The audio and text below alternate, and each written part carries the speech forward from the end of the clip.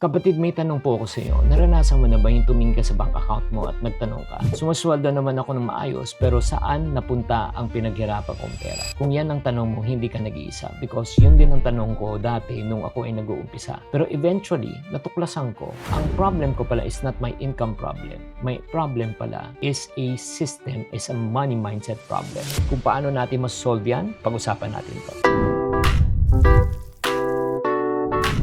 Hi there, this is Chinkitan, yung pambansang wealth coach. Narinig nyo na ba itong payday relief concept? Ano ibig sabihin nito? Meron tayong isang client na itago na lang natin sa pangalan Andrea. Tuwing payday, pareho nararamdaman niya. Relief. O syempre, may pambayad para makahinga muli. Kaso lang, yun nga, hindi pa umaabot yung next payday, nagkakaroon na tayo na tinatawag na pecha de peligro. Bayad ng renta, kuryente, utang, pagkatapos groceries, konting shopping dito, ay nako, ang ending, walang natitira. Kaya nga, ito yung napansin kong malaking pagkakamali. Una, akala po ng aking client na normal lang to. Hindi, ganito lang yan pag adulting. Mataas talaga ang bilihin. Or probably, sinasabi niya, kulang lang sweldo niya. But in reality, ito yung nangyari. The more she makes, the more she spend. Kung wala siyang pera, takot na maubos. Nung nagkaroon siya ng pera, takot naman, baka ika nga maubos din. Diba? Nakikita niyo, nagbago ang kanyang financial situation, pero hindi nagbago ang kanyang pananaw at pakiramdam. Kaya nga, nung tinanong ko sa kanya na nagbago talagang lahat. Sabi ko, ano ba nangyayari sa'yo? Ano bang iniisip mo? At doon na niya inamin.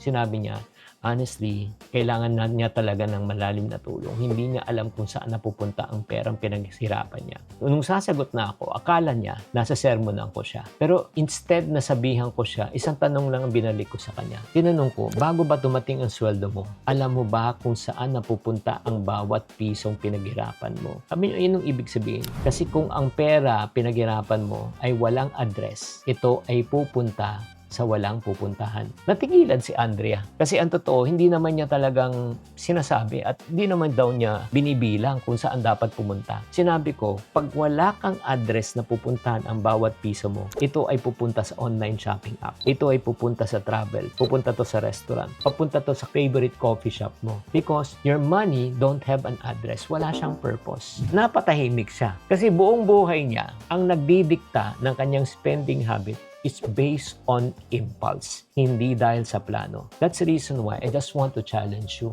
Kung ikaw na-experience mo, na-experience ni Andrea, pareho lang. Kaya ipinaliwanag ko sa kanya that every peso needs to have a purpose. Ang problema kasi walang assignment ang pera. Kapag walang assignment ang pera, kahit saan na lang pupunta yan. Kaya kapag pumasok ang 25,000 na sweldo mo, hindi ibig sabihin 25,000 ang pwede mong gastusin. Ang ibig sabihin, may 25,000 kang kailangan bigyan ng address at ng purpose. Ano yung mga address niyan? Upa, kuryente, grocery, transportation, pagbabayad ng utang, savings, emergency fund, at marami pang iba. At alam mo, ito rin ang isang pinakamalaking eye-opener sa exercises na ginagawa namin tuwing kami ay nagkakaroon ng Financial Freedom Weekend. Ano tong Financial Freedom Weekend? It's a 2-day financial retreat. Iisipin po namin kung saan po nagsisimula ang pera at paano namin bibigyan ng address at purpose ang bawat kinikitang pera. Sa pamamagitan ng pagsa-self-reflect, pagsusulat, pagmumuni-muni, pagtatanong, pagdidiscuss, doon namin naiintindihan kung bakit ba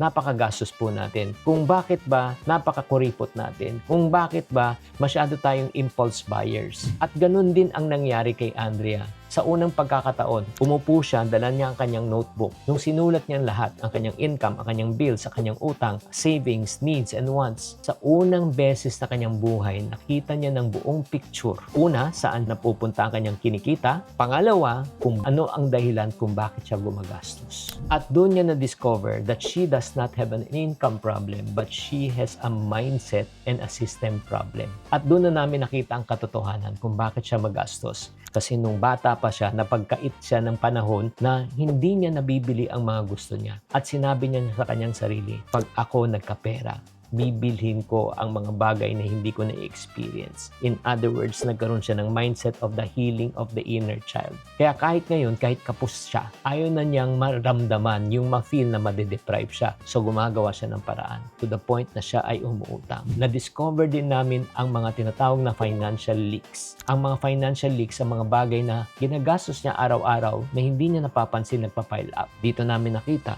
food delivery, random checkout, extra convenience spending, May mga bagay na maliliit na kapag pinagdugtong-dugtong mo on a monthly and an annual basis, doon niya nakikita, napakalaki pala. After the financial freedom weekend, doon niya na-realize that she does not have an income problem, but she has a money mindset and a system problem. And then after 6 months, nag-usap kami na sinabi ko, kamusta na ang iyong finances? Sinabi niya, number 1, malaki na ang kanyang improvement. Ngayon, hindi na siya kinakapos, nakakaipon na siya, at ang pinakamahalaga, alam na niya kung saan napupunta ang kanyang pera at alam na niya kung paano kontrolin ang kanyang impulse spending. Anong aral na pwedeng matutunan kay Andrea? You will not be able to solve a problem until you identify the problem. Number 2, you will not be able to solve the problem if you do not know how to solve it. And then number 3, you will stay stuck in your financial situation if nothing will also change. Kaya kung ang pakiramdam mo ay para kang si Andrea, hindi ko sinasabi ang problem mo ay income problem. Baka kailangan mo talaga mag-change ng money mindset. Baka kailangan mo ng tamang sistema para maayos yan. At kung yan ang nais mo, again, let me invite you to this rare event na tinatawag na 2-day Financial Freedom Weekend. By the way, this is not open for all. This is by cohort, by invitation only. And then maybe some of you are asking, is this really good for me? Ito yung mga sinasabi ng mga tao naka-attend na ng 2-day event namin. Hindi mo masasabi kung you will succeed or you will fail if you will not approach or you will not try. So, may fear ka but then you try. Why? Because you have a goal. Isa sa mahirap din talaga yung agreement, especially if you're doing business, tapos ang opposite yung direction yung dalaw.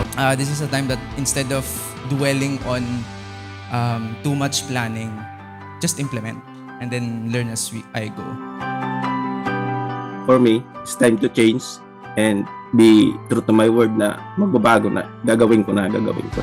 Kung ginawa ko pala yun noon pa, so marami na pala akong natutunan or pwedeng na-apply ko na sa